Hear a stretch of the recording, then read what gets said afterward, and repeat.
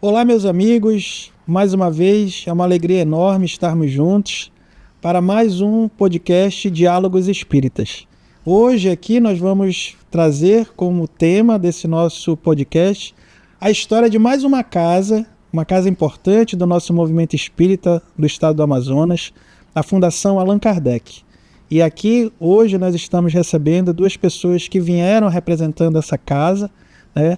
A dona Josi Nobre e a dona Santa Mello, que vão nos contar as histórias. A gente estava falando ali nos bastidores que vai ser uma conversa em que a gente vai estar aqui como se estivesse comendo um pedaço de bolo de milho com uma boa xícara de café. Vai ser uma conversa muito gostosa, muito bacana, contando a história dessa casa que trabalha, que recebe, que acolhe muita gente na nossa cidade aqui de Manaus.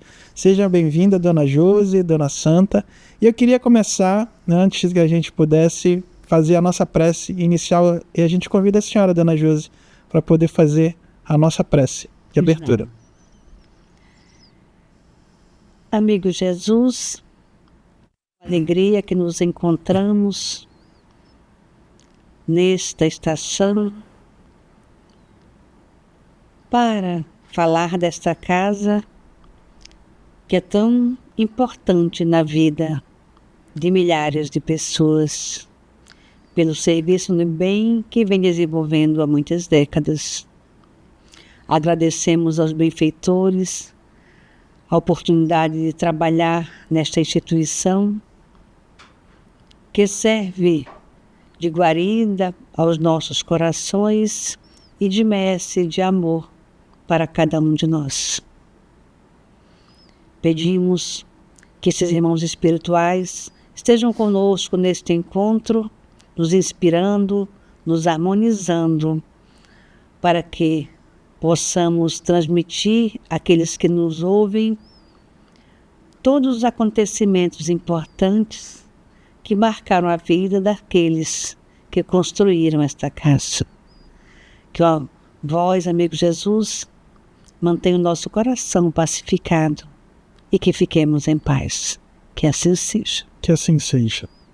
Sejam bem-vindas.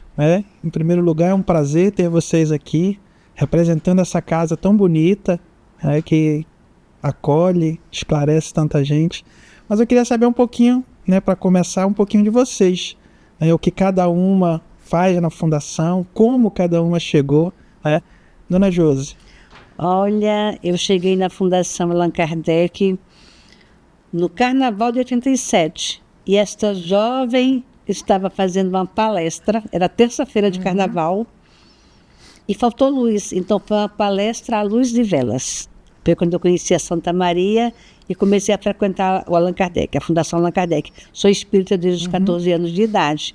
E aí na casa estudamos e trabalhamos no ESD, no ESME, várias atividades, fui vice-presidente dessa casa também. Hoje atuo como médium, estou coordenando a área de pesquisa e de acervo institucional, quer dizer, a memória da casa está sob a nossa responsabilidade. Que bom, que coisa boa. E a senhora, dona Santa? Já sei que a senhora conheceu a dona Josi palestrando. Pois é, né? Eu cheguei à fé em 72, né? E trabalhei no Rebanho João Batista, trabalhei no Humberto de Campos. Humberto de Campos esteve aqui contando a sua história. Eu assisti no Jesus Gonçalves, né? E estou na fundação desde 80, né? Eu cheguei em 80. Em dezembro de 1980, eu cheguei na fundação e permaneço lá até hoje, né? Aí lá eu tenho a honra de trabalhar ao lado da minha companheira Josi, né? Que me tutela, né? Lá dentro, né? E trabalho também na DA, da Diretoria de Acolhimento, certo? Também já fui dirigente de ESD, já fui dirigente do Evangelho, né? Do estudo do Evangelho. E é isso, a gente tá por aí esse tempo todo, certo? É sempre bom a gente ter a história, né, desse trabalho, dessa construção, porque é uma construção, né, da nossa vida, da nossa vivência dentro de uma casa. É realmente uma construção. A gente chega, às vezes, com as nossas dificuldades, e aí, com o tempo, como a senhora e vocês disseram, um ajudando o outro, e a gente constrói uma bela história. Pois é, e eu fico muito feliz de ter a Josi ao meu lado, né, e saber assim que um dia ela chegou na fundação, né, e eu estava lá no carnaval, né, na época do carnaval, à luz de vela fazendo uma palestra, né, e o tempo mudou, agora já nem abre mais né, no carnaval e tal, mas naquela época era assim, certo? E a gente, né, para quem não viu, tem a oportunidade, a senhora falou do carnaval, a gente tem um outro podcast que fala justamente sobre essa questão do carnaval, né? O carnaval à luz da doutrina espírita. Então, isso aí é uma prova de que o nosso podcast, a gente não está tão longe desses temas que são realmente bem, assim, como eu posso dizer, interessantes para a gente conversar. Interessantes para a gente. Mas vamos falar da história da Fundação Allan Kardec. Eu vou lhe contar essa história que é bonita. A gente já conversou ali um pouquinho, parei vocês para não antecipar demais, para poder contar justamente agora. Como nasce, como surgiu, que a senhora falou, o embrião nasce, né, nasceu assim. Como é que nasceu a Fundação Allan Kardec? Que hoje é a Fundação Allan Kardec, mas no início não foi sempre assim, né? A Santinha que descobriu. A história da fundação é uma história longa, né? Pode-se dizer assim, porque lá em 1906, e lembrando que a federação é de 1904, então em 1906, quando no segundo estatuto, quando foi promulgado, consta lá a intenção, né, dos pioneiros em construir um hospital espírita para tratamento de obsedados, não é isso, Josi? Lá da federação. Lá consta em ata isso. Então a ideia está lá registrada em atas, em ata, né, lá na federação. E de lá para cá, né, eles vieram caminhando, e quando foi na década de 50, certo, foi conseguido o terreno, né, o terreno foi doado, a prefeitura doou esse terreno, onde hoje é a Fundação Allan Kardec, eles doaram para a Federação Espírita Amazonense construir um hospital. Sim. E quando nós chegamos, ainda na década de 70, em 1954, aí é com a Josi, fala do fundamento, do lançamento da pedra fundamental. Pois é, porque a federação recebeu esse terreno, essa doação. Só uma pergunta. Quando foi doado na intenção de se construir um hospital, era um hospital mesmo? Hospital para atender pessoas como doentes. A gente conhece. Sim, de doenças físicas. Sim. Né? E o Leopoldo Machado, inclusive, quando esteve aqui na Caravana da Fraternidade, em 1950, ele passou na frente do terreno onde seria a fundação, e ele registrou no livro A Caravana da Fraternidade, que ele passou na frente de um terreno que seria construído um hospital, e que a pedra fundamental não seria lançada com eles aqui presentes, porque não tinha sido confirmada a vinda. A pedra fundamental só foi lançada já no dia 4 de outubro, de 4 de outubro de 1954. É o lançamento da pedra fundamental. E aí, naquele lançamento, o presidente da FERA, o Marcelino Queiroz, foi presidente por muitos anos, né? E foi um momento solene. Estava toda espiritada, todos muitos espíritas lá, mas tinha autoridades também. Foi inclusive o Joaquim Cascais, que era major da PM, e foi representando o nosso governador, que era o Bolevar Álvaro Maia, que era quem deu o nome ao Bolevar Álvaro Maia. Era o governador Álvaro Maia. O Raimundo Coqueiro, ele era presidente da Câmara Municipal, inclusive foi ele que promulgou a lei de doação do terreno, e o Raimundo Coqueiro era o presidente da Câmara, mas era médio receitista da FEA, estava lá. E muitos trabalhadores da FEA ali presentes. Foi uma festividade. É importante saber, né, que políticos participavam como espíritas. Né, Nos primórdios nós temos juízes, nós temos muitas autoridades. O Leonardo Malcher O próprio Álvaro Maia. O Álvaro Maia participou das mocidades espíritas do Brasil, dos encontros que aconteceram. Foi aí que ele conheceu o Leopoldo Machado, né? O Teodoro. O Carlos Teodoro. Então, muitos pioneiros aí eram autoridades da sociedade amazonense e também espíritas. Na trajetória da vida que a gente vem pesquisando já sobre os primórdios do espiritismo aqui, a gente percebe que as pessoas frequentavam e não tinham receio nenhum de se manifestar enquanto espíritas. E olha, esse é até um outro tema interessante que a gente possa conversar, né? Os primórdios da... Temos muitas histórias. Muita história bacana pra gente. Histórias. A gente já vai, daqui a pouco quando encerrar isso aqui, a gente já combina. Todos os presidentes da FEB biografados. Que bom. Né? Então, eu sei porque eu participei no simpósio falando, né, da primeira mulher presidente da Federação Espírita Amazonense, Dona Antônia Guimas Batatel. Certo. A primeira vice da Federação Espírita Amazonense é Alcina Lima Verde. E isso fica para outro podcast, porque nós temos muitas histórias. Hoje é fundação. Hoje é fundação. Pois é, sim. Aí todo a senhora falou que tinha o embrião, tinha o projeto, passou-se na frente na caravana amazonense da fraternidade. E nesse período todo, o que levou a não construção? Porque, olha, o projeto de construção do hospital era um projeto assim, muito arrojado. Era um hospital de mais de 200 leitos. Imagina, que o espaço é muito grande, não tinha um hospital grande, exceto Santa Casa Beneficente, mas o hospital com 200 leitos não tinha. Hoje é que nós temos hospitais desse porte. E com parcos de recursos, porque a federação não tinha recurso para investir. Então, nesse período de 50, as décadas de 50, 60 e 70, foram realizadas muitas campanhas.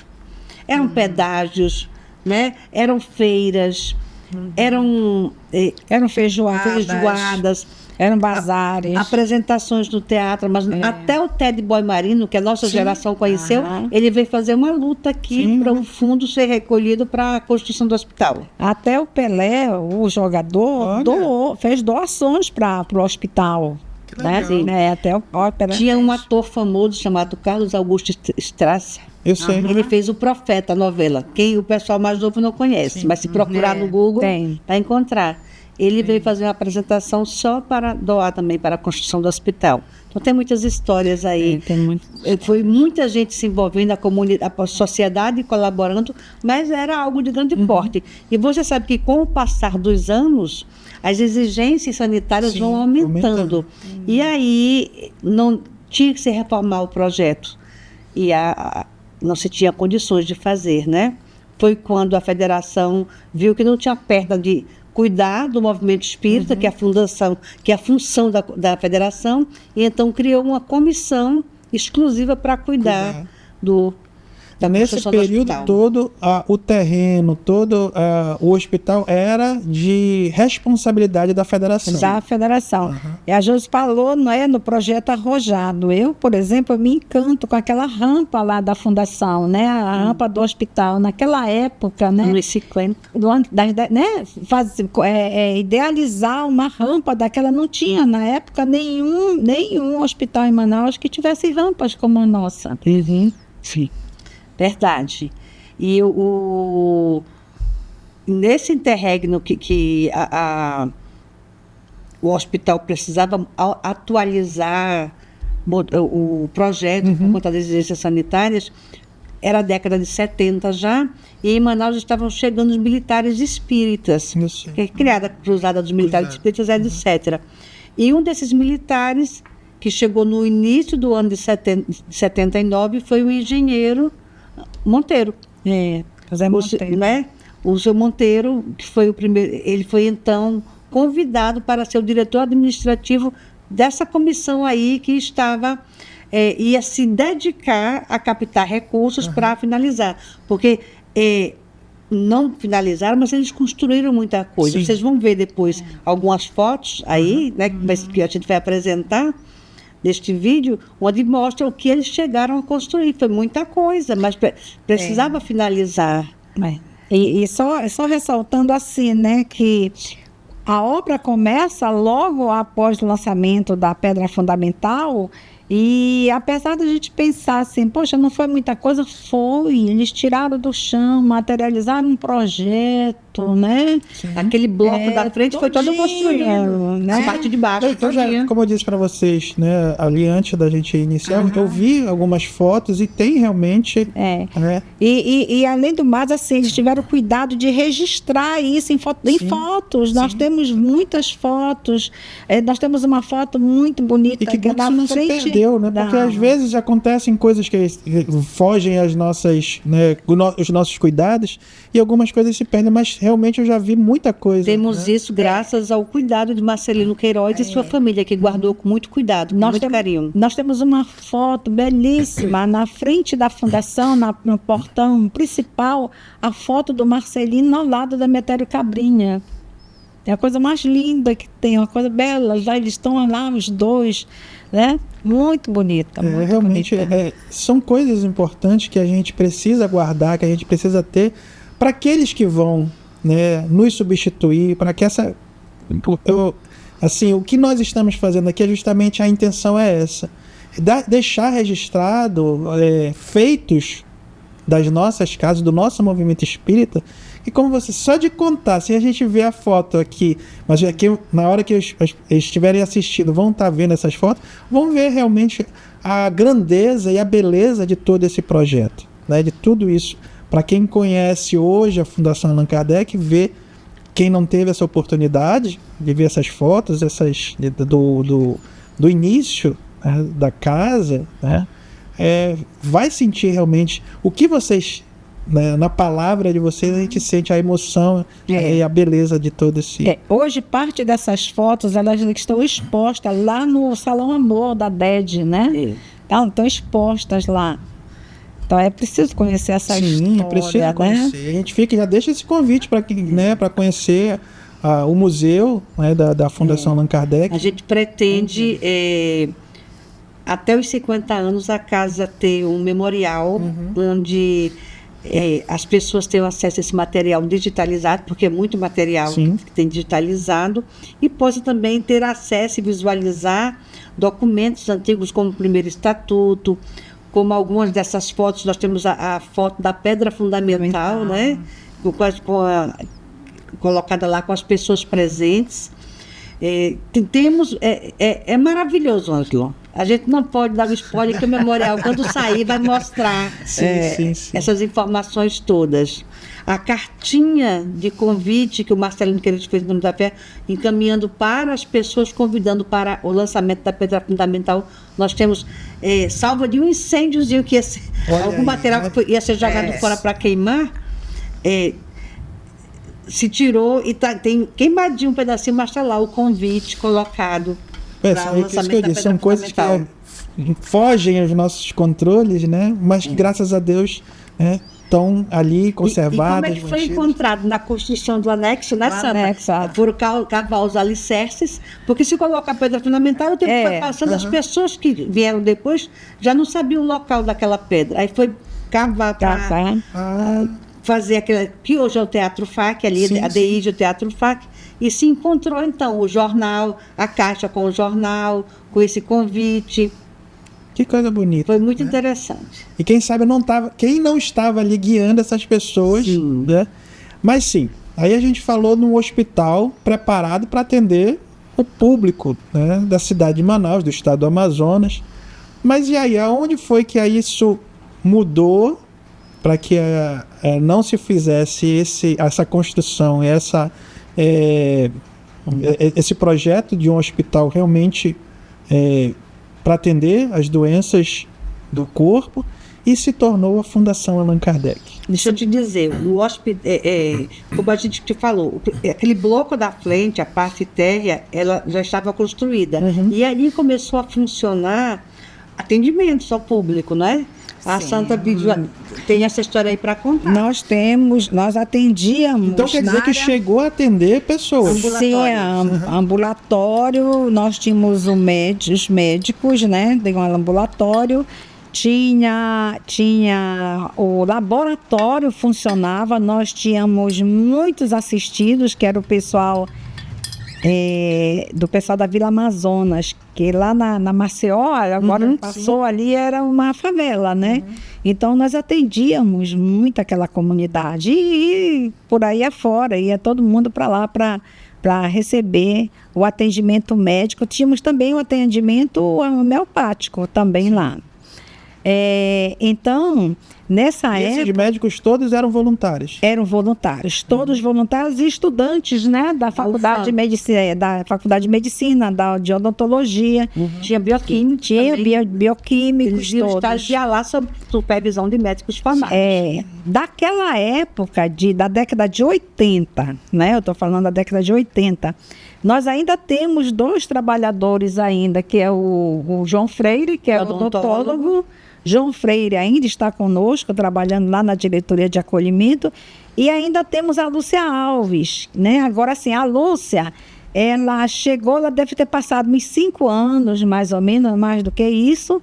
Depois ela saiu, ela foi tocar a vida dela. E eu acho que quase 30 anos depois ela retorna. Hoje ela está de volta lá na casa, trabalhando, né? Daquela época, né? E entre os trabalhadores daquela época, da década de 80, 1980, porque depois veio a década e foi, né, 84, 85, foram chegando, né? Tu chegaste em? 87. Pois é, 87. Estou falando de 1980, né? Dessa época lá, nós temos quem ainda? Zé Alberto, Valdemir, né? Que era daquela época. Ana Araújo, e a Fátima Castro. Tem a Mesulan, ela trabalha nos anos 60, a Mesulan já trabalha servindo sopa para as crianças, ali da Vila Amazônia.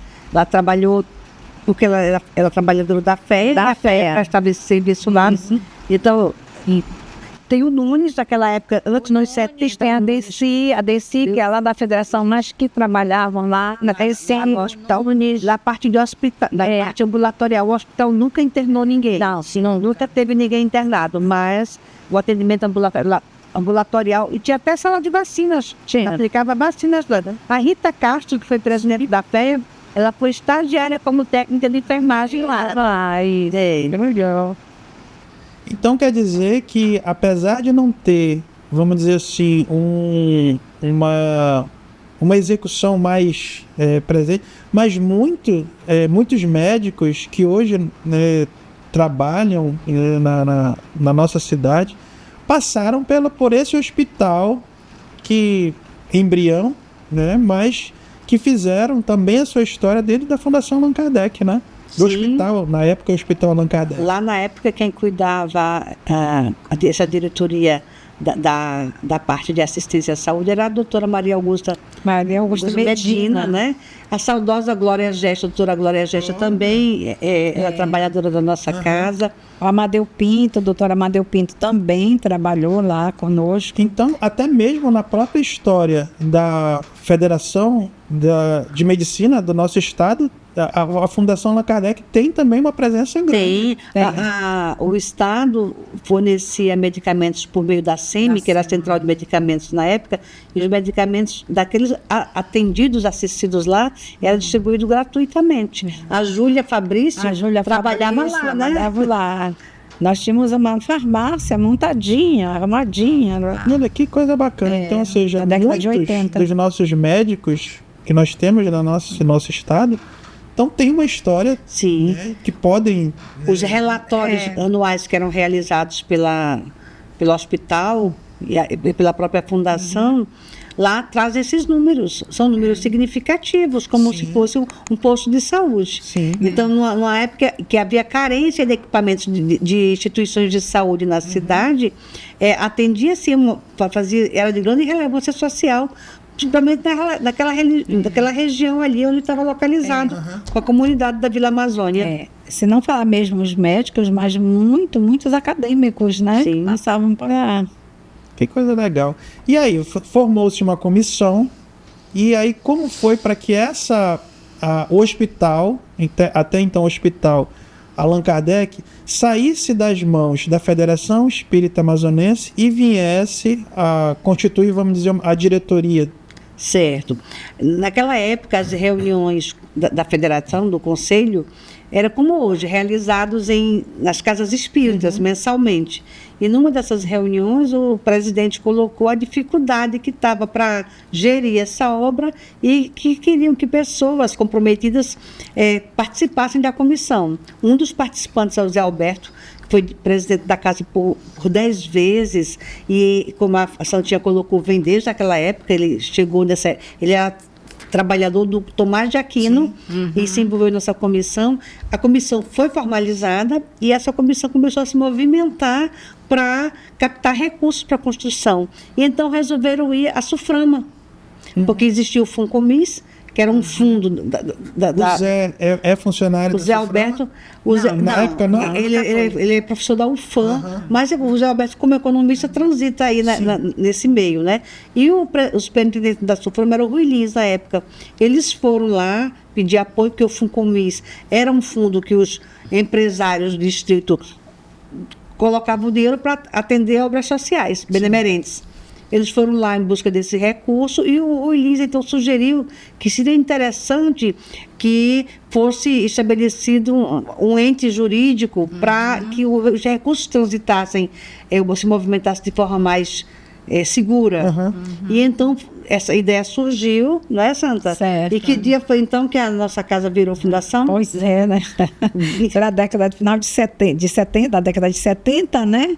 E então a fundação foi criada em 21 de outubro de 1979, na gestão do seu Góes. Que era o presidente da federação. Aí a fundação, então, surgiu e começou... Deixou de ser hospital... ainda não deixou. Ela deixou de ser completamente em 1984. Ela para ali. Então, até isso foi só a Constituição. A partir daí passou a ser um ente independente da federação. Certo. Tá? Não pertencia mais à federação. Certo. A fundação começou a ser um ente independente, né? Certo. E ali foi eleita a sua primeira diretoria. Sim. Que então o seu Antônio Monteiro, o Major Antônio Monteiro, foi eleito presidente, o Zé Augusto foi vice-presidente, o Zé Alberto tesoureiro. Isso. E o Valdeir Carneiro, o secretário. Eu conheci o seu Zé. A minha primeira palestra que eu assisti na Morada de Jesus foi do seu José Augusto, que sempre era convidado da Dona Antônia. O nome da esposa dele eu esqueci agora. Não sei, não lembro. Pois é, eu também não lembro o nome da esposa dele, mas a minha primeira palestra que eu assisti, minha primeira palestra espírita foi do seu José Augusto, que era um convidado. A Dona Antônia e ele tinham uma amizade, uma afinidade muito grande. A Dona Antônia, o Zé Augusto e a Dona Noêmia, eles eram muito próximos, né? Lá na Morada. Era. E aí, Exatamente. Essa foi a primeira diretoria. Sim. E ainda assim, fazendo... A fundação estava gerindo o Hospital Espírita Allan Kardec. A obra começou a rodar, com os recursos, a Suframa foi quem contratou, a empresa de engenharia, e a obra foi rodando, e esses membros da diretoria, da comissão, começaram a visitar hospitais espíritas do Brasil para ver como funcionavam, né? E, ao fim dessas visitas, é feito um relatório, assim, dizendo que, surpreendentemente, os hospitais de nome espírita eram hospitais para atender só doenças físicas, era um hospital normal, igual aos outros. Não se observava atendimento espiritual, sequer reuniões mediúnicas para auxiliar no tratamento. Então, não era um hospital espírita, era um hospital bancado pelos espíritas, né? E nós não tínhamos estrutura para isso. Enquanto isso, no mundo espiritual, os benfeitores se movimentavam, né, Santa?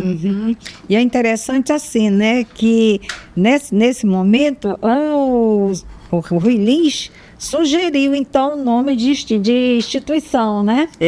Então ficou, de fundação, aliás, então ficou Fundação Allan Kardec, mas dias antes o seu Góes lá tinha sugerido o nome de Sociedade Beneficente Dr. Adolfo Bezerra de Menezes.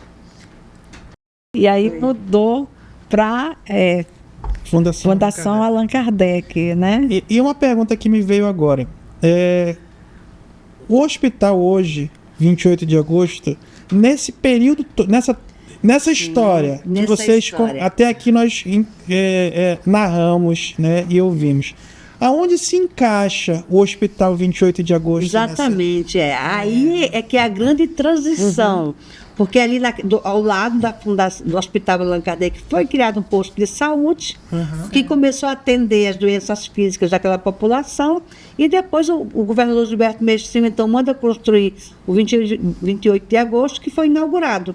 Então passou a atender de forma mais volumosa a população necessitada. O atendimento do Hospital Espírita começou a ser, eu não vou colocar entre aspas, desnecessário. Né? Ele poderia ser substituído, já que a ideia dos benfeitores espirituais era que o hospital fosse um hospital de almas. Sim. E isso é confirmado no livro Luzes sobre a Amazônia, onde o Carlos Teodoro, benfeitor espiritual, ele coloca que o tempo todo eles diziam hospital de almas, mas nós aqui não conseguimos interpretar. Até o ponto em que houve...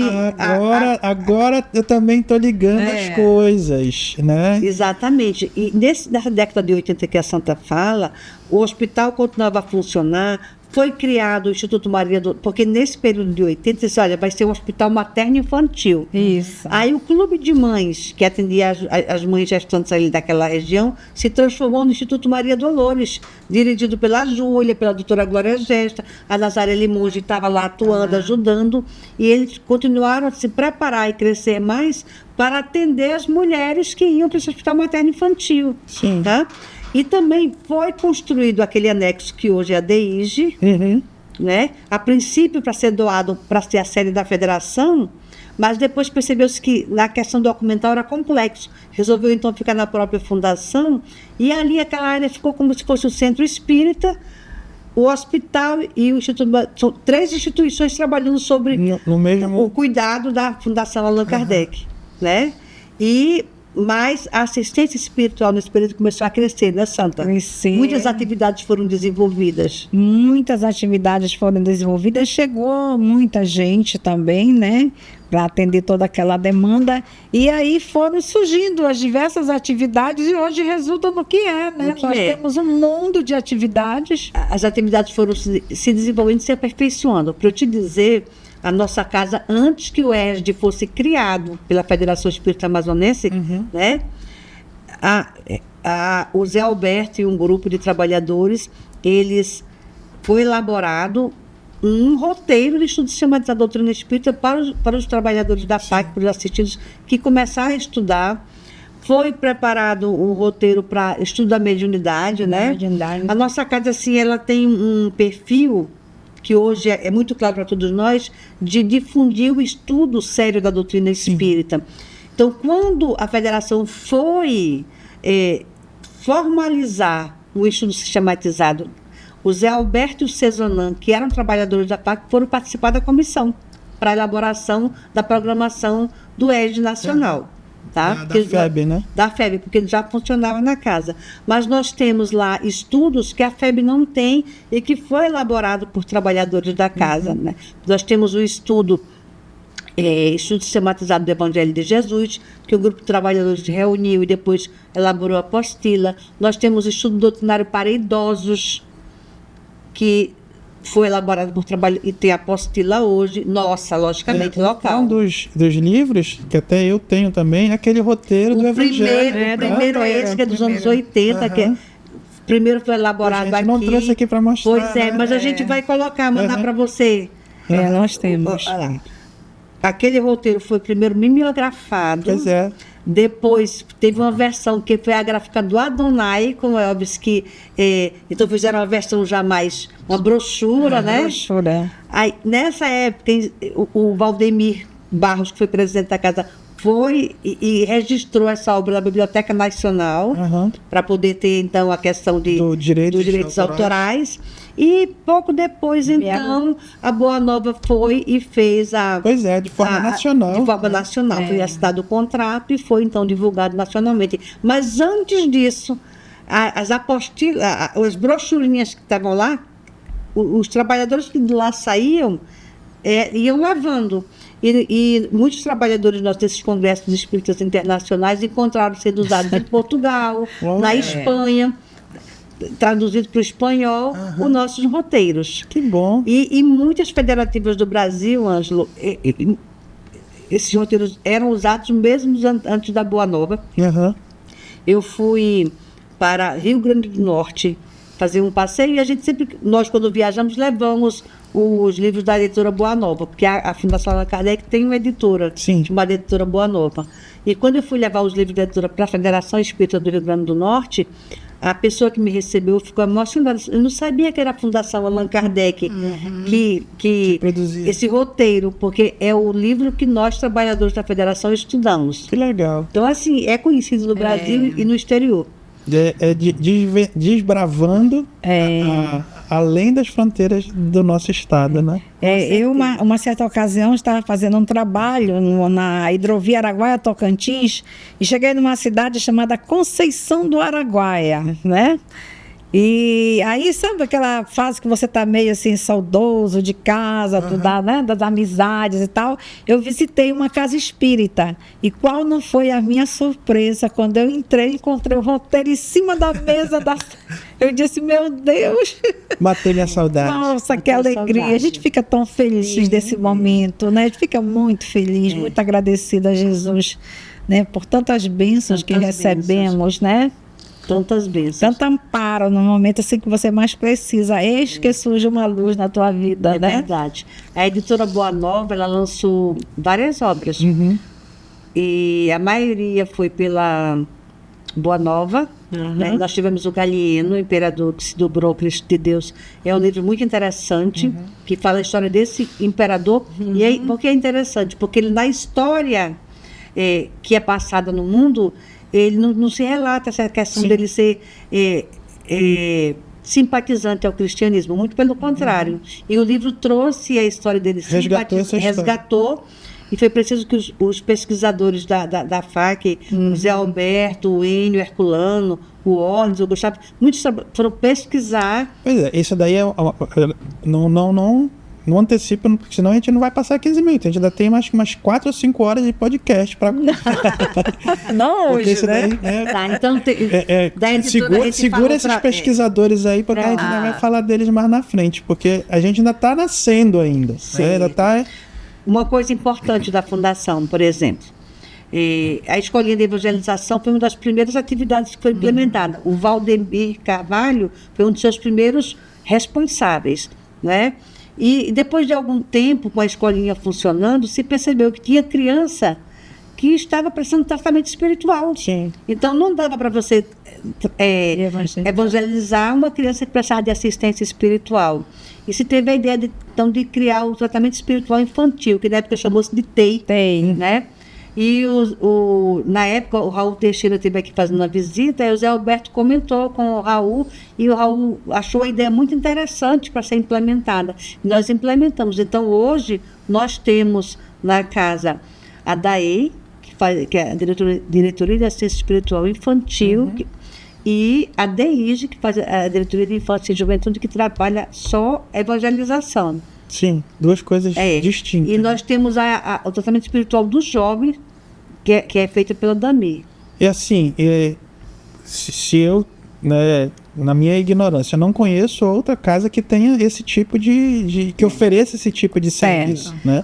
Apesar de muitas casas terem suas enfermarias e tudo mais, mas um específico assim para jovem. E assistência espiritual, que a gente chama DAMI, a diretoria, que é a Diretoria de Apoio à Melhoria Interior, ela tem 3 coordenações. Uma, os adultos, tem uma para os idosos, porque os idosos precisam de esperanças e consolações. Sim. Então, são vertentes de estudo diferenciado. E temos a dos jovens. Lá na DED também tem para os idosos. O estudo doutrinário para idosos, a DED tem o estudo doutrinário para idosos, que são 2 grupos diferentes, né? Distintos. Nós temos um estudo doutrinário, antes da FEB começar a divulgar o estudo para os iniciantes no Espiritismo, a Casa também criou o estudo doutrinário provisório, a nossa saudosa Jesus Arce, o Ocimar, a Solange Caracterizado também, que já estão, as duas já estão no plano espiritual, elaboraram um estudo, que são aqui, porque ESD a gente sabe que tem época de abertura de matrícula, mas tinham pessoas que estavam no tratamento espiritual, já podiam estudar a doutrina e tinham que ficar esperando abrir uma turma de ESD. Hoje não existe Hoje não existe mais isso. Da hora que o dirigente da ciência espiritual percebe que aquele assistido pode já começar a estudar a doutrina, ele é encaminhado para a diretoria de estudos e lá ele fica nesse estudo doutrinário provisório. Entendi. Até abrir uma turma de ESD. Aí vamos voltar mais um pouquinho. Que a senhora falou da chegada, né, da construção, inauguração do hospital, né, 28 de agosto. E aí se percebeu que o hospital, né, Allan Kardec já não tinha mais, vamos dizer, como a senhora falou, essa procura, né, essa procura. E aí se criou, da comissão se formou a primeira diretoria. E como foi, né, esse passo seguinte para que a gente... O passo final, Santa, eu acho que foi em 88, quando foi extinto de uma vez o Instituto Maria Dolores, o hospital, e ficou apenas a fundação, como centro espírita. Porque a senhora falou dessa questão de terem ido visitar outros hospitais. Sim, já a presidência da fundação elaborou um documento. Certo. Disso, Santana? Foi elaborando um documento concluindo que o mais importante seria nós tomarmos conta da doutrina, né? Lá. E o hospital... Até mesmo porque é isso que eu digo naquela hora que eu disse assim, então agora as coisas na minha cabeça encaixaram, porque muito provavelmente o planejamento espiritual sempre foi esse. Sempre, né? foi esse. E nós, né, nas nossas dificuldades de entender, né, o plano espiritual, imaginamos uma coisa, sim, e acho que não deixou de ser algo bom. Foi, né, útil naquele período. Sim, claro.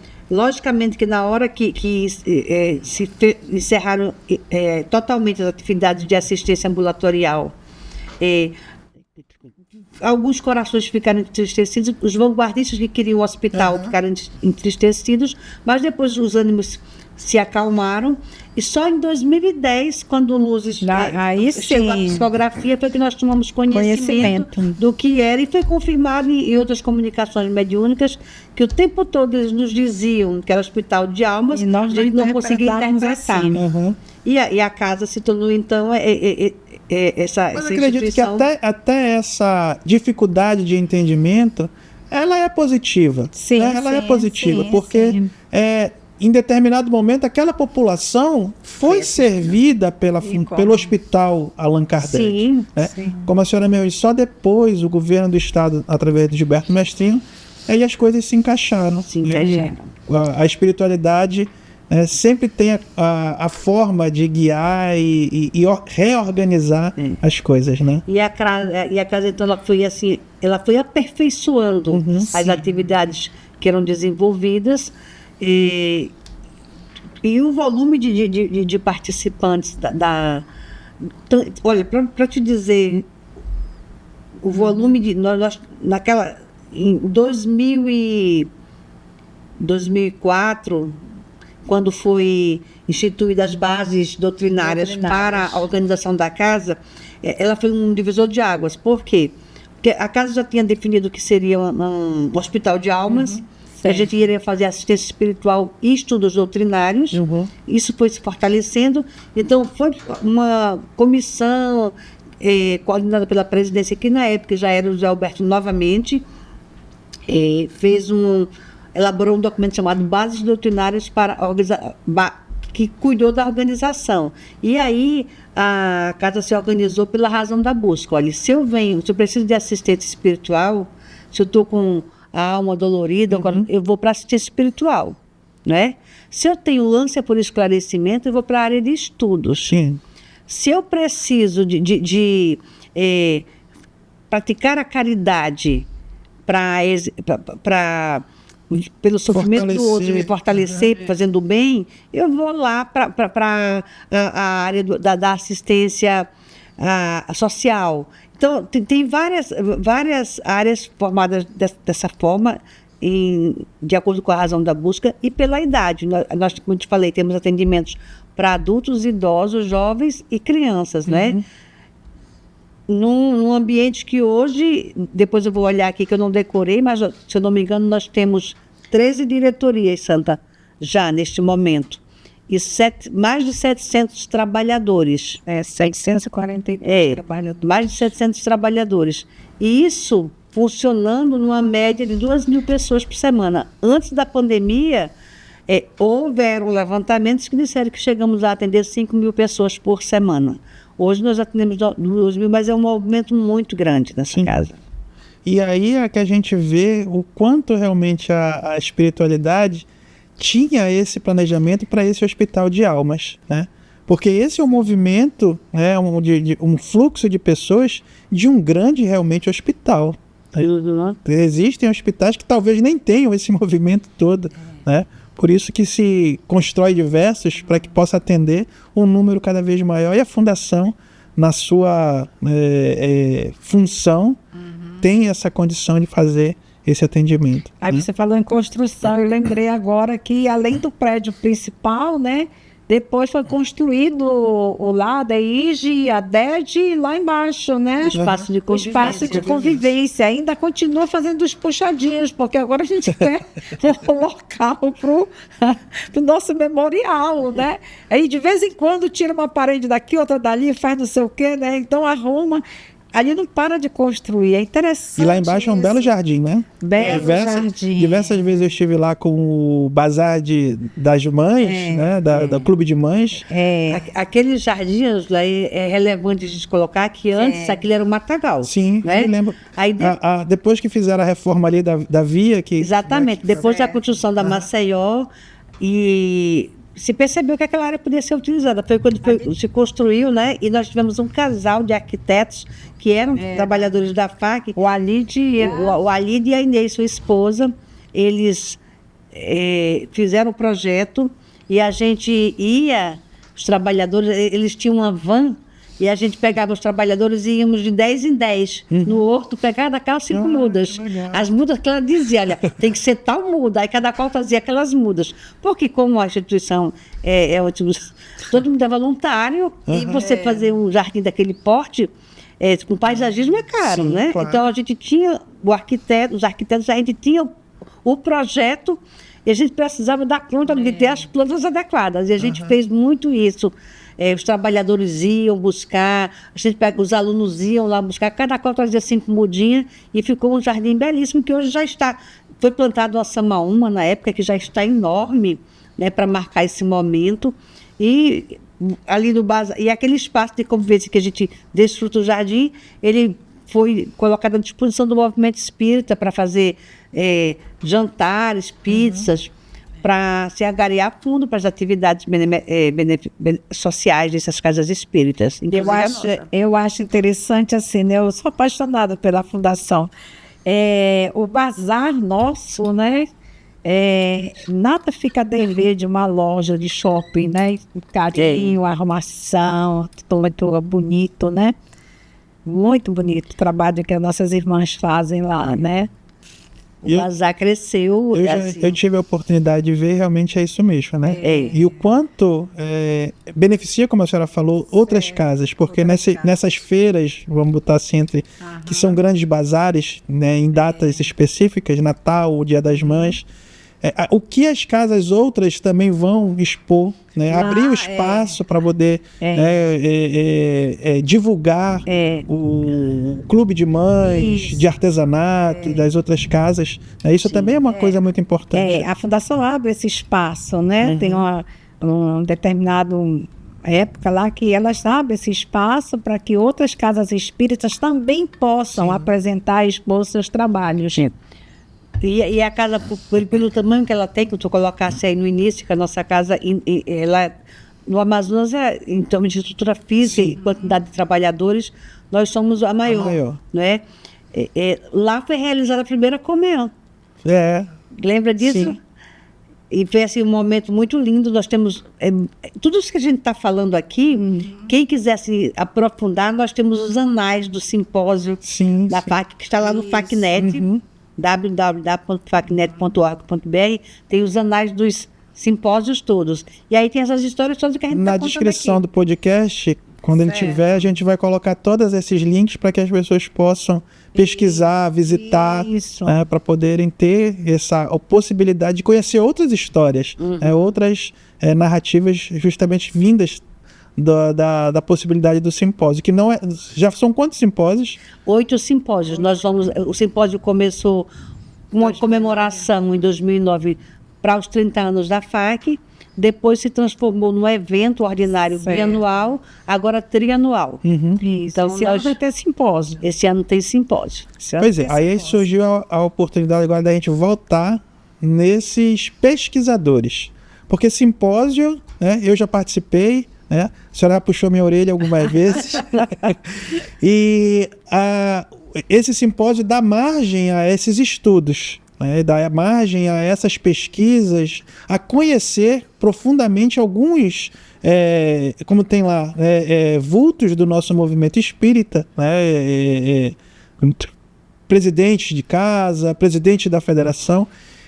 Fale desses pesquisadores, como a senhora citou alguns aí, o Orlens, o Zé Alberto. Nós temos aqui a Santa Maria. A senhora.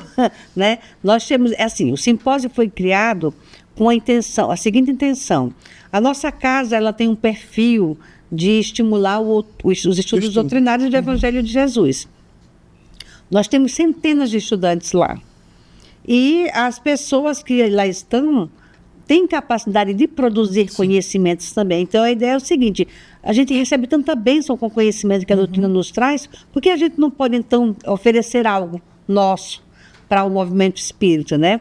Então, esse simpósio foi feito nesse sentido. E aí,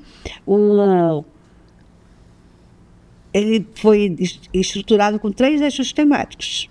Olha, Espiritismo na Amazônia, Origens, Atualidades e Compromissos. Então, para cada eixo temático, nós temos grupos de pesquisadores que trabalham. A Santinha, eu, a Dona Isis, o Martim, a Lenara. É o eixo histórico. Trabalhamos com o eixo histórico. Então, a Santinha depois vai dizer mais ou menos o que nós já fizemos. No eixo Atualidades, é aquele que a gente fala da realidade dos anos 50, dos anos 50 para cá. Até os anos 49 é o eixo histórico. Dos anos 50 para cá, a gente trata como contemporâneo. Sim. Tá?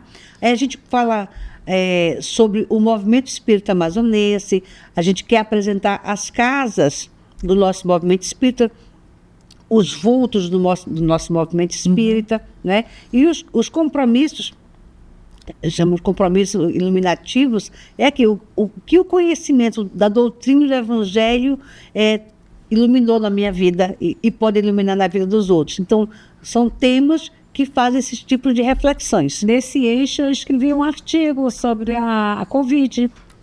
Olha! Eu escrevi um artigo e ela me deu o título, Covid-19, a dor bênção enviada por Deus.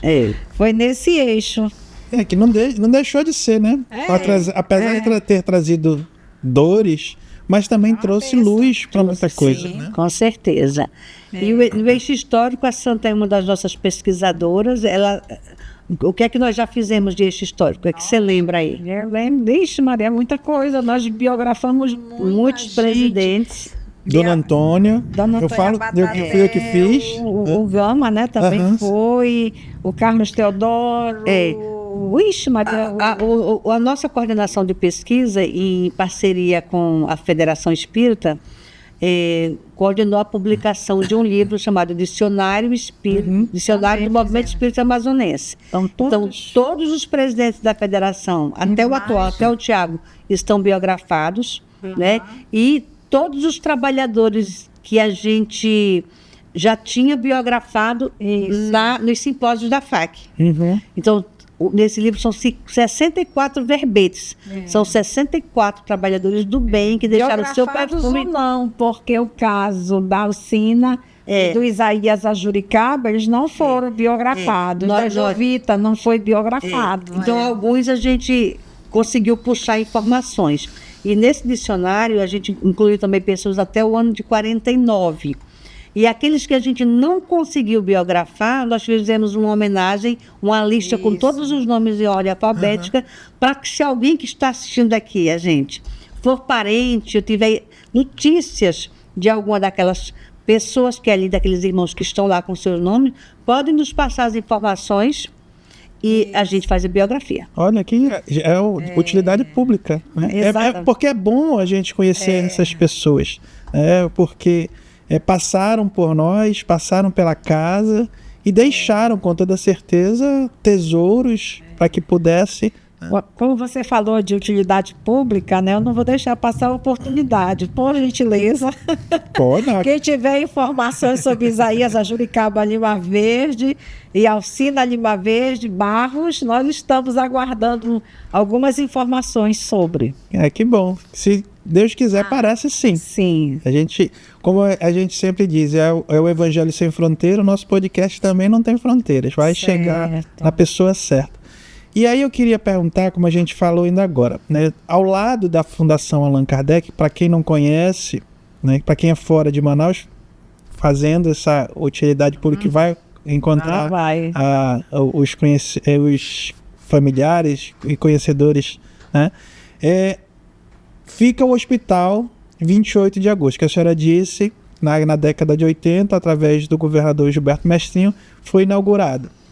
E aí a gente sabe, como a senhora colocou, vocês colocaram o Hospital de Almas, essa relação do Hospital 28 de Agosto com a Fundação Allan Kardec, esse entrelaçar do plano material com o plano espiritual. Eu queria que a senhora falasse um pouquinho disso, porque isso é importante também da casa. Deixa eu falar. Porque, como a senhora falou, de diversas existe a atividade da reunião mediúnica. Como a beleza dessa, que eu imagino isso. Pessoas, como a senhora falou ainda agora da Covid, de um tema de simpósio que fala dessa luz que foi a Covid, e porque a gente sabe, né, para quem não consegue ver, mas consegue imaginar a beleza desse compartilhar de possibilidades entre o plano material e o plano espiritual, nesse auxílio dessas pessoas, desses espíritos. Existe uma situação muito interessante. Logicamente, essa parte de que nas reuniões mediúnicas podem ser acolhidos espíritos que estão lá internados, ou que estão acompanhando internados, isso é fato, né? Mas existe a colaboração material ostensiva.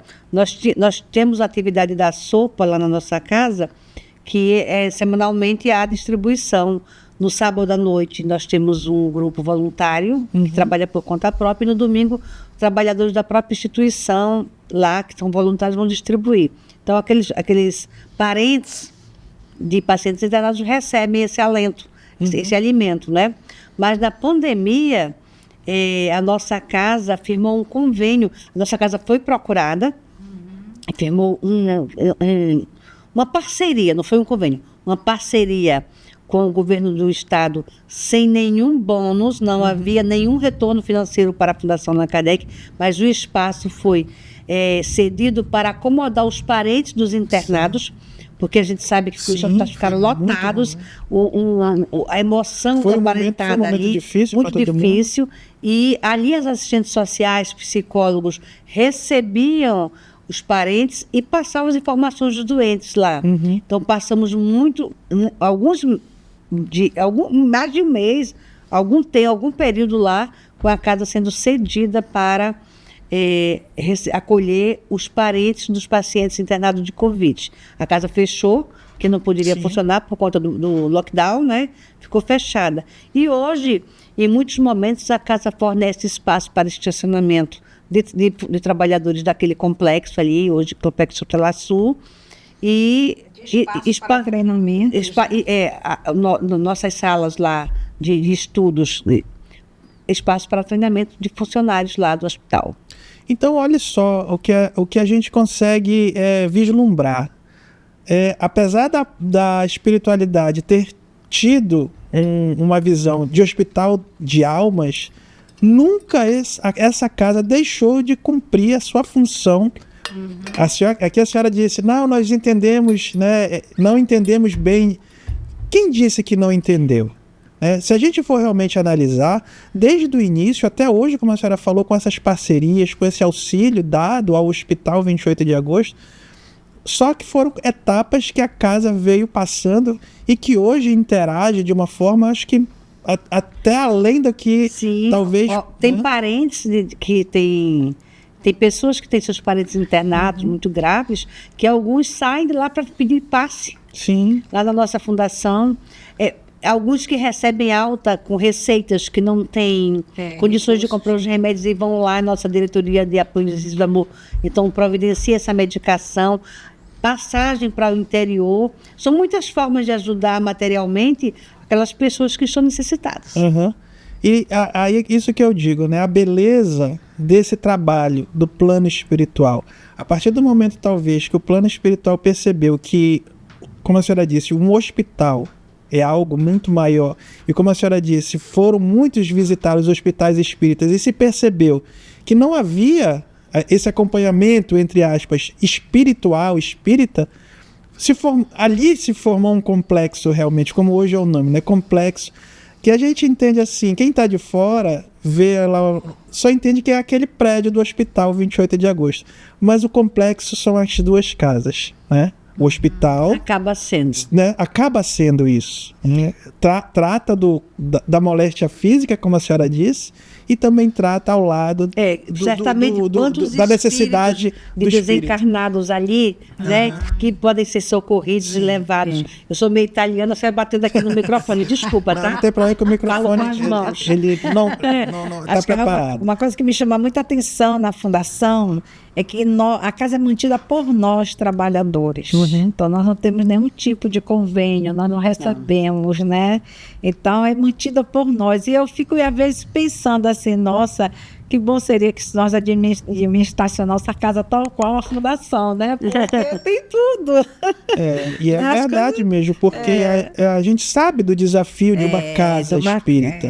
Pequena. A gente sabe do desafio. Sim. Imagina, como a senhora falou, de um porte como a Fundação Allan Kardec.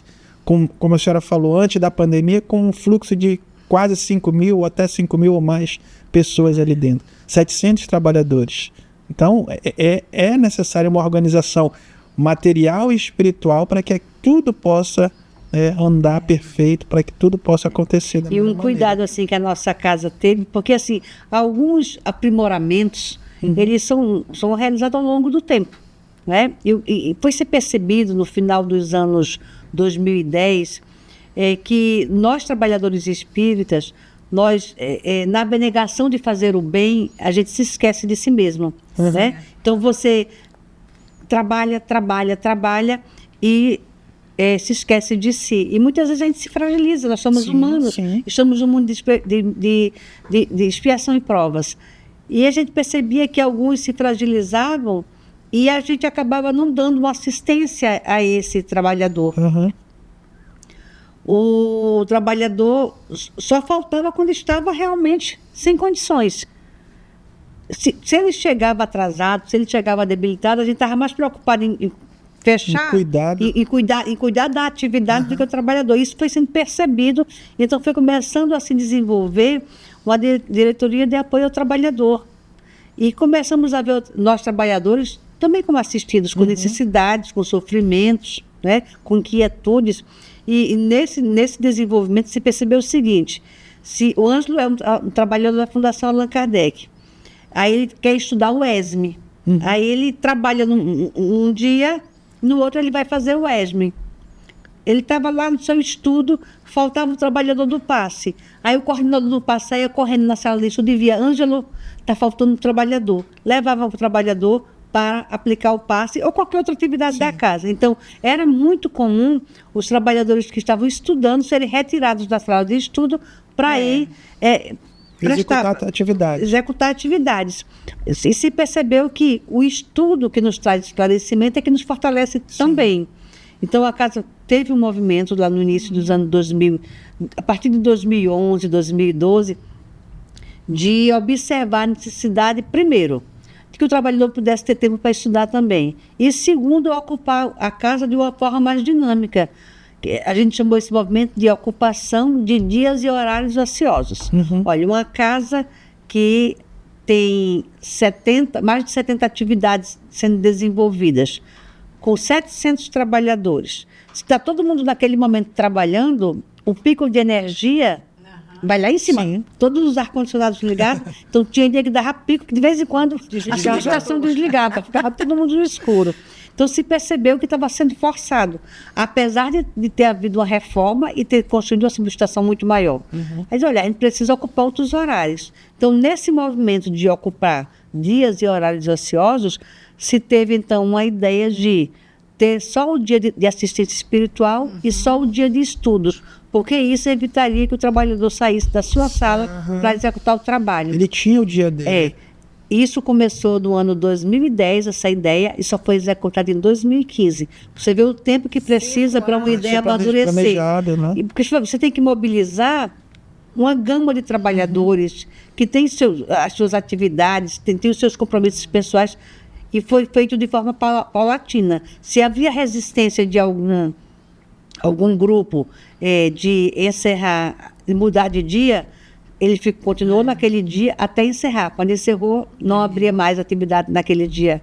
E hoje nós temos, então, os dias de estudo e os dias de assistência espiritual. E temos atividades à tarde na Fundação, na terça-feira, na quarta-feira e no sábado.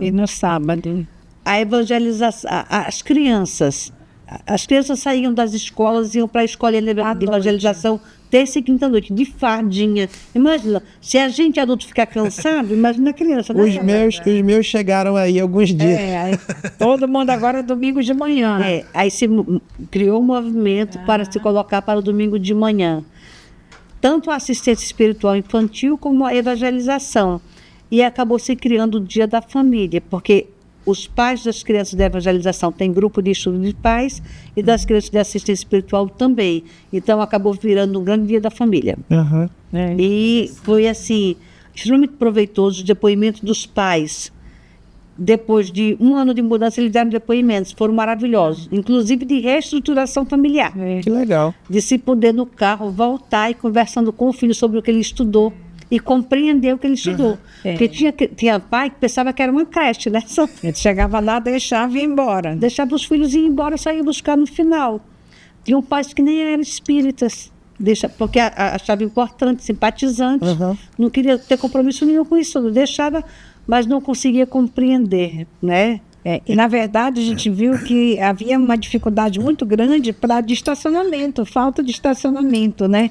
Nós só temos 220 vagas. E aí era muita gente, muito carro. Nos mesmos dias, né? E aí agora resolveu comprar. Não, ainda dia de sábado ainda é um pouco difícil, né? Tem sábado que é meio difícil, mas em parte resolveu. Amenizou. Uma outra coisa que vocês falaram de todas as atividades, eu acho que é muito importante a gente falar de uma atividade que é a atividade de atendimento dos sem teto. Né, que acontece dia de domingo, dá a oportunidade deles tomarem um banho. Eu já presenciei. Lá é segunda e quinta. Segunda e quinta. Segunda e quinta-feira, né? Chama-se Adultos em Situação de Rua. Segunda e quinta e domingo de manhã o pessoal vai distribuir lá para eles, lá no local deles, né? Sábado à noite e domingo de manhã. Agora lá que eles tomam banho, que eles tomam um cafezinho, que eles jantam, né? Que tem os seus aniversários comemorados, enfim, né? Muito bonito. É um atendimento com dignidade, porque os moradores de rua, uma das maiores necessidades que eles têm é de um banho, né? Porque você não consegue tomar um banho na rua. E lá eles são recebidos carinhosamente, eles recebem a muda de roupa limpa, com uma toalha cheirosa, com shampoo, com perfume. Eles entram, tomam esse banho, depois ficam assistindo uma palestra bem simples, de acordo curta, porque ninguém quer catequizar, ali é só para acalmar, brandar os corações, música suave, aquela palestra simples, às vezes a palestra com arte, com atividade artística, e depois eles fazem essa refeição e tomam um passe. Isso. E interessante que ano passado, agora, 2025, 2 deles foram aprovados no vestibular. Olha que maravilha. Ela estava assim, empolgadíssima, felicíssima. São em torno de mais de cerca de 120 pessoas são atendidas na segunda e na quinta-feira à noite. A nossa irmã lá, a Nara, que toma conta lá embaixo, né, coordena, mais o Valdemir, né, ela estava feliz da vida porque os 2 tinham sido aprovados no vestibular. Não sei qual a área, mas... E assim, isso não importa, né? O importante é o sucesso da... Sim, o importante é assim, por pensar neles como um ser completo, um ser integral, as instituições percebem o trabalho e o número de pessoas que ali estão, e alguns se oferecem para cortar cabelos, né?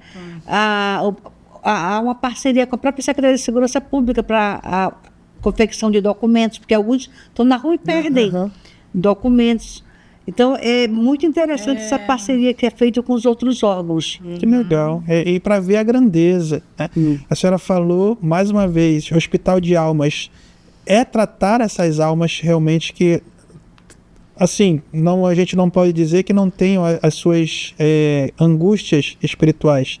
Mas o fato de você estar vivendo na rua dá essa recepção, todo esse cuidado, é também tratar essa alma que em algum momento se fragiliza. Sim. Isso é importante na casa, isso é um marco que fica.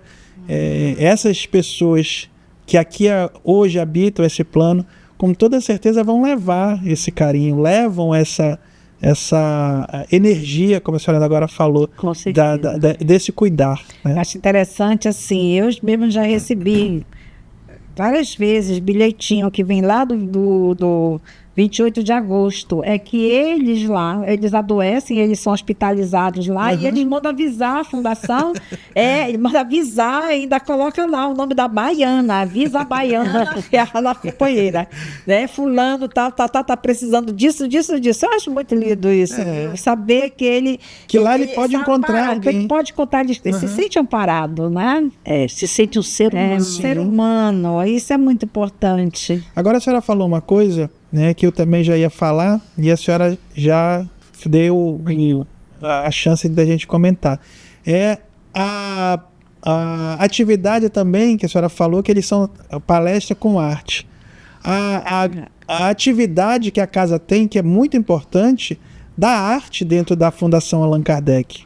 Dali, diversas peças que já foram para o Teatro Amazonas, saíram desse grupo de arte que a Fundação Allan Kardec também tem.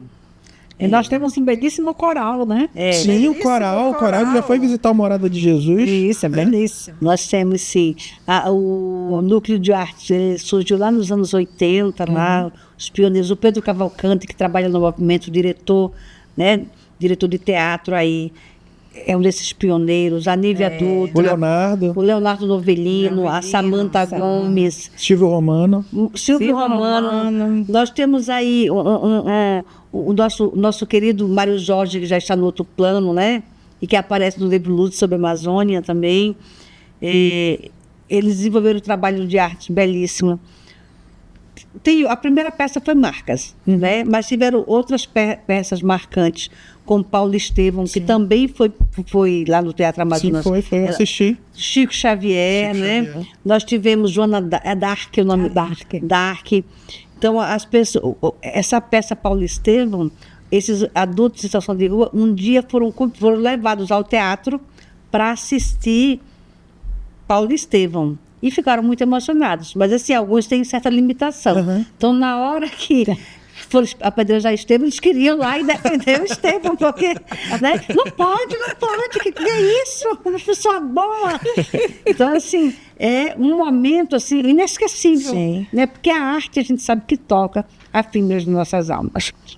E o nosso coral, assim, foi muitos anos dirigido pelo Valdeir Carneiro. Isso. Depois ficou o filho dele, o Alexander Carneiro, que já está nosso irmãozinho, continua lá coordenando do plano espiritual. Nós estamos agora com o maestro Moisés, com um grupo que cresceu, né, Santa Maria? E assim, eles fazem cantatas belíssimas na nossa casa.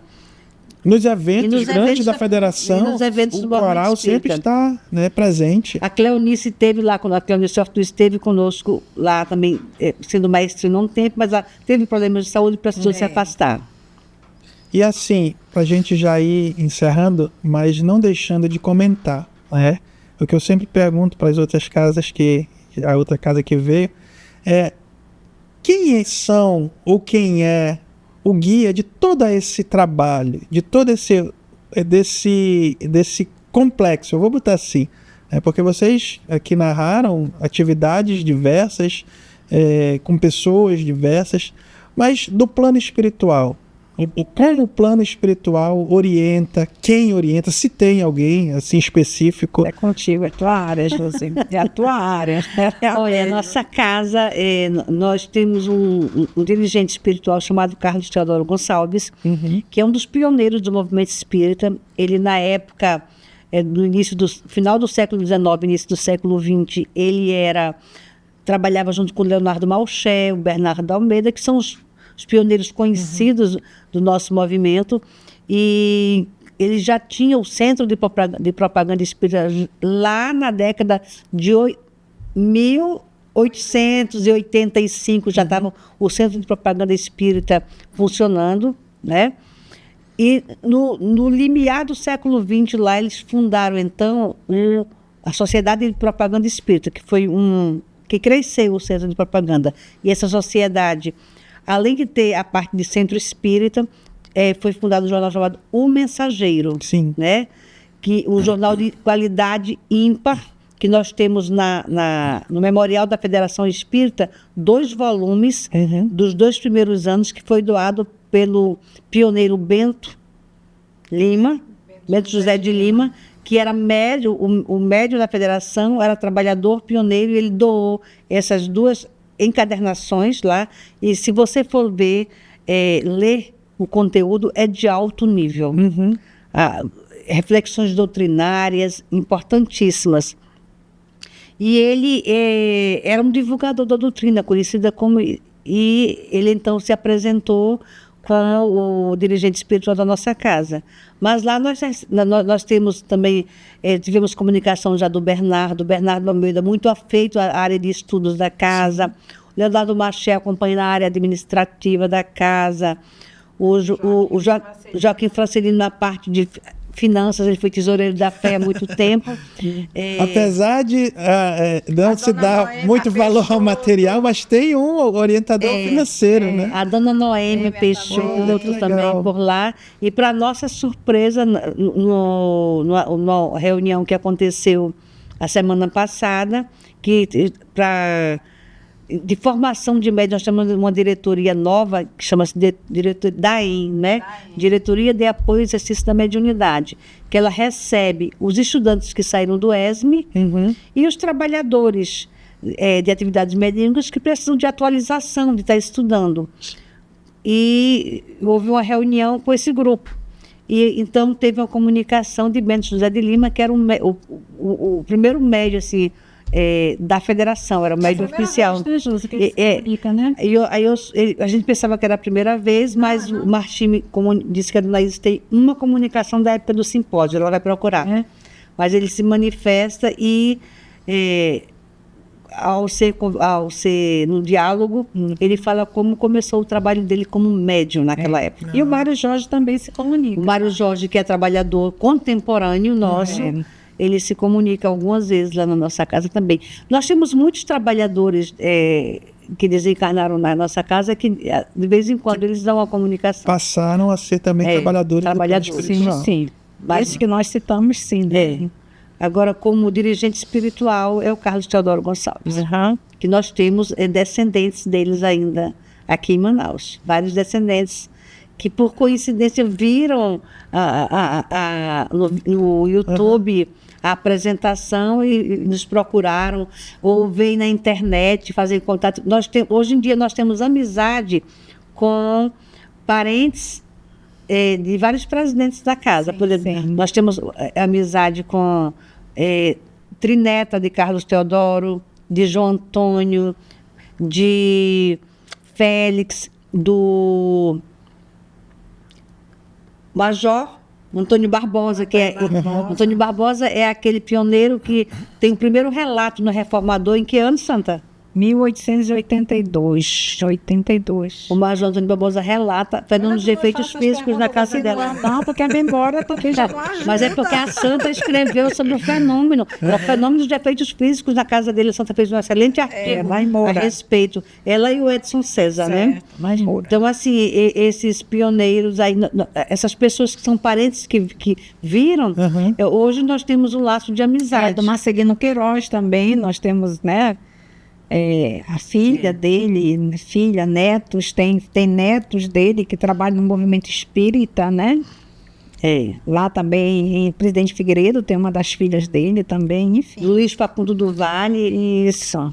E é uma história, né, que a gente poderia passar aqui uns 4, 5 dias. Mas aí teria que ter aquele bolo de milho de verdade, não fluídico. Isso é verdade. Pois é, mas olha, a gente queria agradecer a vocês, né, por dar esse privilégio da gente poder conhecer um pouco, porque isso é só um pouco, não tem condições da gente, em algumas horas, contar a grandeza e a beleza dessa casa, né? A gente queria agradecer, nós do podcast Diálogos Espíritas, hoje contando a história dessa casa, que nasceu com um propósito, né?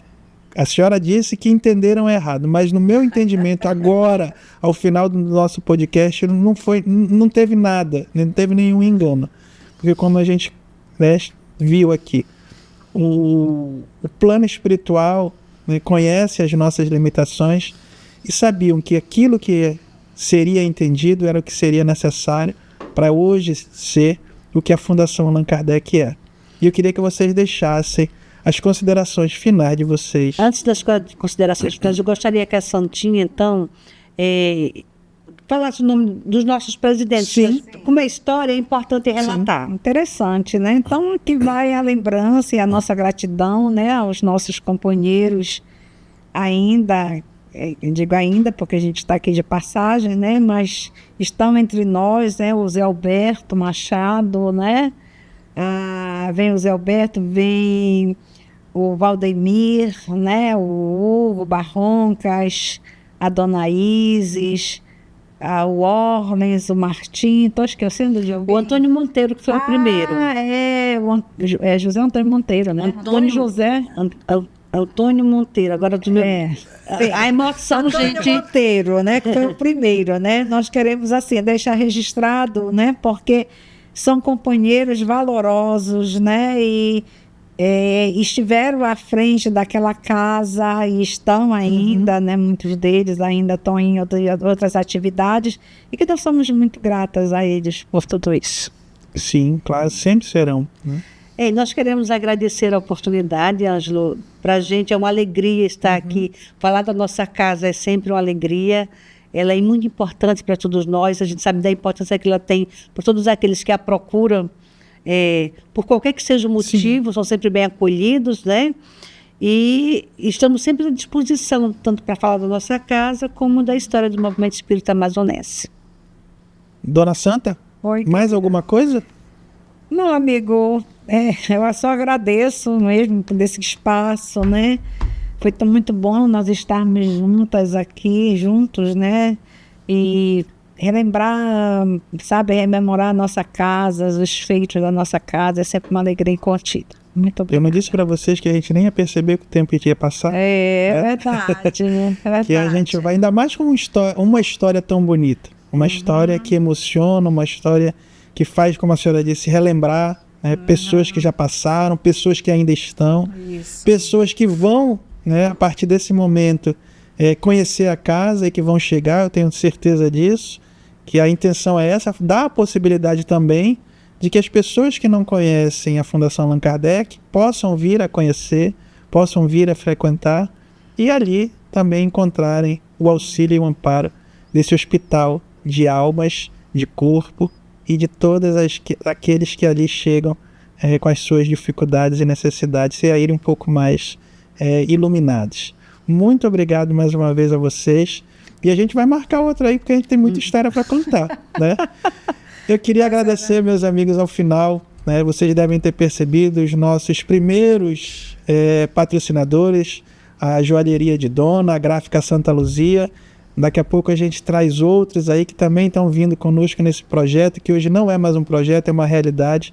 Muito obrigado à Joalheria de Dona, a Gráfica Santa Luzia, que estão conosco nessa missão de falar de espiritismo, de contar histórias do nosso movimento espírita no nosso podcast Diálogos Espíritas.